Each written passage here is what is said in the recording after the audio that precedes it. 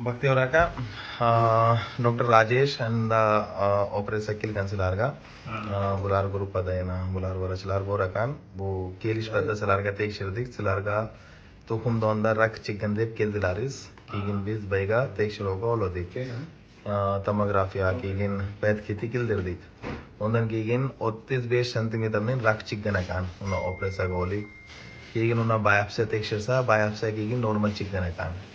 Nanda siz nima deysiz? Qanaqa xursandchilik bor ekan siz O'zbekistondan qanday keldingiz? Assalomu alaykum. Baraka toping. Biz O'zbekistonda ko'p joyga bordik. Rak deyishdi ham, biopsiya qilamiz deyishdi ham, ximiya qilamiz deyishdi ham. Biz Alloh sizni anaqa qilgan ekan uka. Shu anaqa qilgan ekan keldi.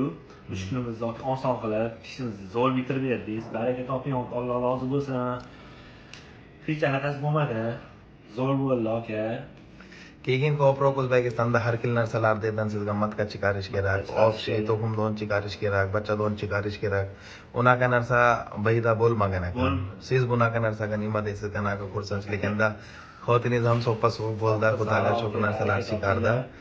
Yaxshi bo'lgan ekan. Uziliga bordi aka, ko'p joyga bordi. 50 ham tashashdi, hamma har xil tashashdi. Ko'rdi, lekin bu yerda Xudoga shukr.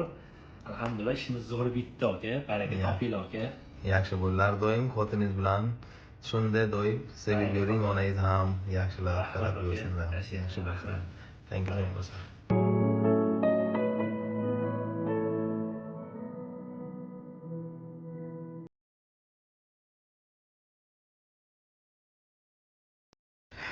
Opa, mana endi yangi hayotga kirdingiz mavzuda. Siz bayda rak operatsiya uchun keldingiz, rak dedingiz, lekin rak chiqmagan, xudoga shukr, hammasi yaxshi. Nima deysiz endi bu narsaga? Sizga tuxumdon, o'sha bachadon operatsiya qilgan, chiqargan. Endi soppa suv.